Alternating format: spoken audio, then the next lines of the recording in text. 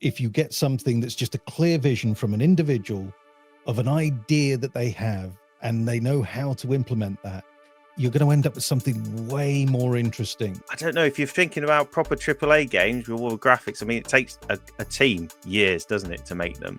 A single developer can produce something that is pretty special.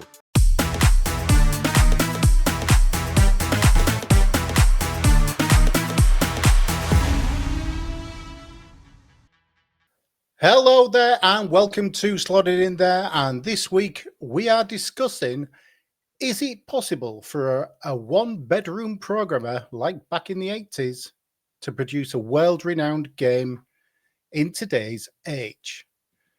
So if you're old like me and Tim and Damien and Chris, back in the day, back in the 80s when we was using things like home computers like the ZX Spectrum, the Commodore 64, TRS-80, the Amstrad CPC, all those BBC Micro, things like that. The majority of content produced back then was by what's known as your bedroom programmer. And usually it was a very young guy, sort of late teens, early 20s, literally still living at his parents' home, in his bedroom, producing these classic games. So I'll just take you back to a few of those. So the first one that springs to mind is, of course, Matthew Smith. Matthew Smith created Manic Miner when he was just 17 years old, in his bedroom by himself, sold it to Bug-Byte, and it was just phenomenal. He then went on to produce Jet Set Willy a year later when he was 18 years old. So this is the type of person we're talking about. A one-man band and producing everything from the gameplay, from the graphics, to the sound, to the movement, to, you know, literally everything. Others of that time were your likes of David Braben. He produced Elite on the BBC Micro. Tony Crowther was a well-renowned Commodore 64 programmer. He produced a load of titles on that.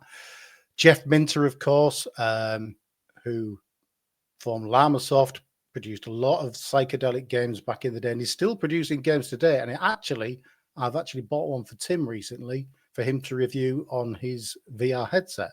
So watch out for that. But there was that was Jeff Mint. Good grief. Exactly. But there were many sort of, that's sort of in the early days, that's how these classic games were brought to us. So my question is basically, do we think that one sole programmer, bedroom programmer as it was known back then, is it still possible in today's age of AAA titles and thousands of teams producing these AAA classics and things like that? Do we think it's still possible that one guy can produce a game that can change the gaming world? Yes. End of discussion. Discussion over. Discussion over. I suppose your question, if we get into it, yes, you can. I mean, as an example, you can do it for Spectrum still, and people are, because like if you've watched like in there last year, I reviewed Nightmare. Someone had made the Nightmare game on the ZX Spectrum, and that was just one person as well. However, I'm just saying that's on the Spectrum, but you're after a sort of more modern game, isn't it? I would query. Go on then. So the question sort of like is, the games these guys produced back in the day were genre-changing games. They were like the epitomal games for that platform at the time. So, like your Manic Miner on the ZX Spectrum, your Elite on the BBC Micro, they were the game to have. So, like in today's modern times, like GTA, COD, that sort of like impact on the gaming industry. Do we think that one guy in his bedroom or one person in their bedroom can have that same impact nowadays? The only game, I will throw it out there, that I know of first you probably have to say indie game, and indie developers can do it, can't they? But you've had several examples when they've been sort of two people, haven't they? So I'm rubbish with names, but the person that made Fez, it wasn't totally him on his own. He had someone sort of doing the art style, and Super Meat Boy, it was just two people again, one doing the programming, one doing. So it's not one person, but they were sort of genre, especially like Super Meat Boy, isn't it? Those sort of indie titles, but that sort of blew it as well. The only one I know about is Stardew Valley. That was done by one person, and it got all the Initially. way through. And initially, it was, and he was just obviously then the distribution, isn't it? But he actually did all the art style, did all the program and everything himself. It took him like about 3 years, I think, if I remember reading the story. And that's a quite big example. But I don't know if you're thinking about proper AAA games with all the graphics. I mean, it takes a team years, doesn't it, to make them? So it'd have to be a lower budget like an indie game. So the best example I could maybe go to say yes is Stardew Valley. But I don't know what else you think of, guys.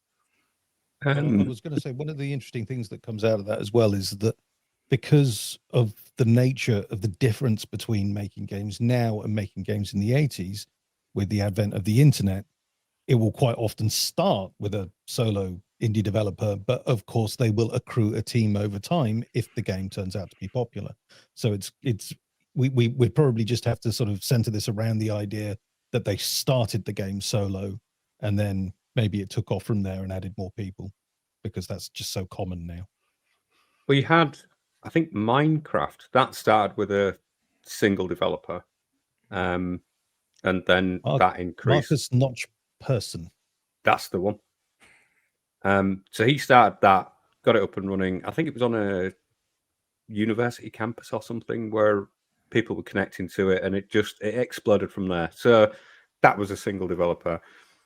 Then you've got the likes of Phasmophobia, originally a single developer. Granted, don't think he did all of the artwork building himself. I think there might have been some asset purchases in Unity to make it. But I think that's the other side of it as well. Modern games now are either built on Unreal, in Unity. When you've got some that'll use Godot and what have you, the lighter engine games that are not fully AAA quality, shall we say, but can produce some AAA games. The games are too big for the fidelity that's being required by the gamer. But I do still think if you have a game that's got a different way of working, different control mechanisms, or has a really good story behind it, you don't necessarily need this lifelike art style and other bits and pieces. So yeah, I think a single developer can produce something that is pretty special and explodes. But again, it's also who you're going to get to publish it, because you kind of need the advertisement and everything else to flood out to make it big. So it is an entirely different world now, and producing games nowadays, in some ways, it's a lot easier now than back then because of the resources that programmers or developers have, like Unreal Engine and Unity, and the distribution platforms like Steam, Epic, and itch.io. Those kind of places. It's a lot easier to get your game out there, but the expectations, as you rightly said, Damien, the expectation of the modern gamer now is so much more than it was back then, because back then everything was cutting edge because we didn't have these things. This was a brand new form of entertainment. However, back then the young coders in their bedrooms were literally doing everything. There wasn't an Unreal Engine. There wasn't like a game engine to develop a game on. You had to write everything, and everything had to be written right at the coalface. It was all in machine language or machine code or assembly or that kind of stuff. So I think in today's age, I agree, it is possible. There's a lot more tools available to single developers, But again, there's a lot more noise as well. There's literally tens of thousands of games available now, and it's down to get, if you was going to get your game out into the front like Minecraft and Stardew Valley and that kind of like reception, you need to be above and beyond all the other thousands and thousands of games just to get eyes on it, just to get people playing on it. So it's possible. I think it's a bit easier than it was back then, but it's more difficult in a lot of other ways, in just like advertising and getting your voice heard. The problem with it's just a single person, isn't it? Like I say, I think half those things, especially in the indie scene, isn't it? You can have big indie hits, like even Vampire Survivor or something like that, that won lots of awards. It's a small team, though, isn't it? It's still not one person, but you've still got a small group of people doing it and making the games to a sort of. Again, it's the graphics are a bit less quality than your AAA, isn't it? But they're making an impact, isn't it? So it depends what we want. There's two things there. If you're after these AAA games, I don't think there's any example I can think of, or you could get away with one person doing a AAA game. Whereas I feel if it's more the indie, lesser quality graphics, as it were, but the gameplay's there, as Damien was sort of saying. Like I say, as an example of Vampire Survivor, you say that it was a small team, but if they wanted to spend the time on it, well, it would take them a lot of time if one person's doing it, but they probably could have produced that sort of thing to put them out in today's. But that's the best sort of quality you're going to get. It would be gameplay over graphics, as it were, that sort of debate. So, but again, I'd go back to Stardew Valley because, again, the graphics on that are more 2D, aren't they? Sort of 2D or is it 2.5D sort of thing like that, isn't it? And they sort of got away. But like I say, one person did do it, and obviously it's about a decade ago now, isn't it? I think Stardew Valley's been out, but like I say, it took them 3 years and all that graft, and then it's getting them out to the distributor. I mean, back in the day when, like I say, these bedroom coders did it, they still sent it off to a distribution company. Really didn't they? Didn't flog it themselves, so they still got the promotion that way. So again, as long as you could build it all yourself, I think someone could do it and send it off to another company, obviously distribute it and do the promotion. Because I feel that was sort of how it was done back in the day as well. It would have been, to publicize it.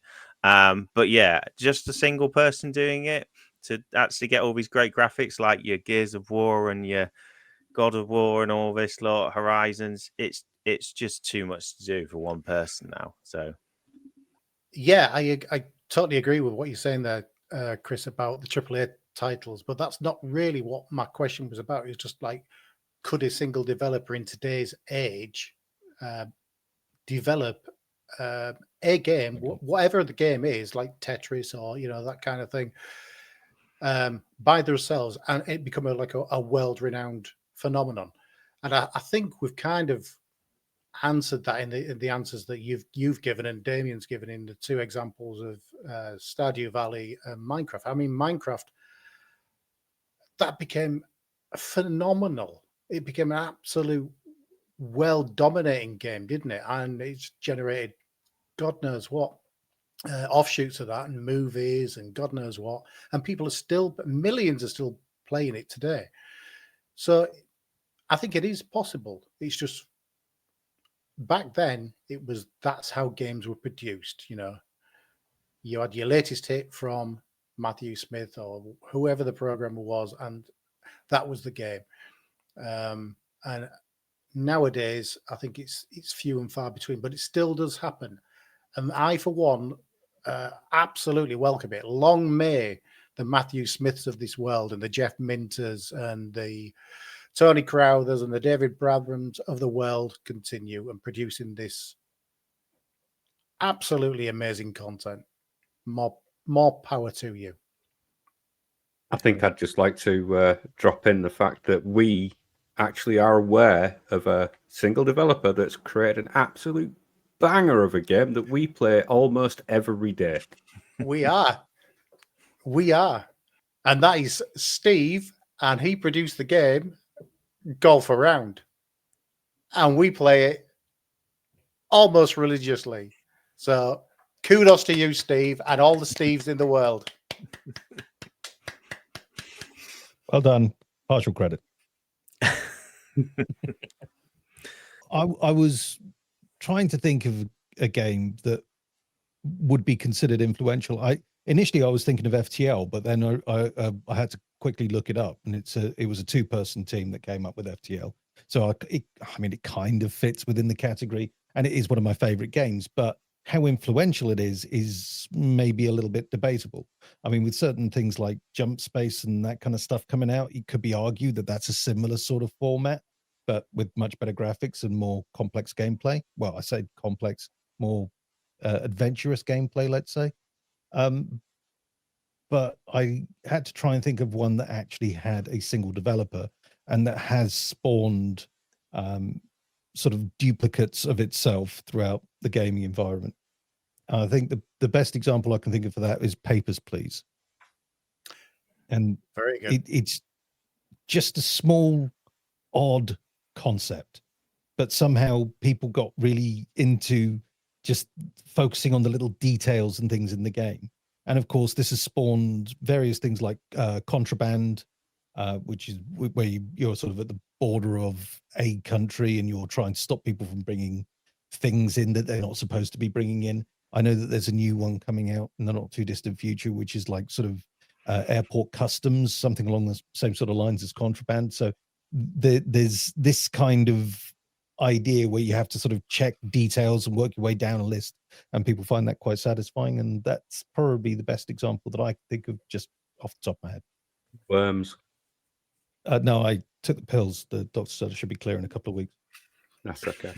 But I think Worms was a single developer behind that, like literally a bedroom developer. I think I might be wrong, but I think it was. And he went to Ocean Software. They weren't interested, and Team 17 they snaffled it up, and it became, well, everybody knows. Everybody's got Worms. Yeah. That are played with Worms at least. Yeah, Because that's gone through several iterations. And I believe that was a single developer in the very beginning. I'll probably just throw in towards the end of the discussion now, is it, just to play devil's advocate and just throw the question out, is there even a need? Because what we probably discussed, and like I say, most people do it in small teams and whatnot. Is there any need for one person to do it? Whereas back in the 80s, you did need that one person to do it for need, because there wasn't the technical knowledge or the way to communicate to get other people to do it. But whereas nowadays, if you're a single person wanting to make a game, it makes sense to maybe hire someone to help you do the arts and everything, to speed up the process, or do the music and all that lot, so you can just focus on the coding. Still have a small team, but it speed up the process. So obviously, hopefully you get your game out and your money quicker. Obviously, what you're trying to do it for, isn't it? Rather than spending a longer time to do it. So I'd question, really, even though the ideal was great and it was back in the 80s, is there a need this year to, day and age to do it? I was first. Yeah, that's why I'm doing that. I'm too. I can categorically say that there is a definitive need for individual programmers to continue in this field, because we want golf around 2. Steve. Well, the thing I was going to say is that yes, we do need this, because there's nothing worse than something creative being designed by committee. And this happens in independent movies as well, as the same thing. If you watch the AAA title movies, if you play the AAA titled games, it ends up being vanilla. It ends up lacking something. And if you get something that's just a clear vision from an individual of an idea that they have, and they know how to implement that, you're going to end up with something way more interesting. It's way more creative when it just comes from one person. Otherwise, you're arguing between 2 people, 4 people, 10 people, and everybody ends up compromising on something, and you just end up washing it out. Be nice to not have something that's copy and paste as well from other things. So you tend to find an individual could be exceptionally creative at sticking to their view. So there we go. We've had a discussion about whether 80s bedroom programmers are still viable in today's modern games industry. And we've come up with some good points. But what do you guys think? let us know down in the comments below, because it's that interactivity between you and us. And if you do leave a comment, we'll respond to it. Tim, what else do they need to do? Leave a like and a subscribe down below, because numbers are fun. And Damien. And tickle the bell so you're notified of the next time we upload anything. Nice. That's all we've got time for this week, guys. Thank you for watching. See you next week. Bye-bye.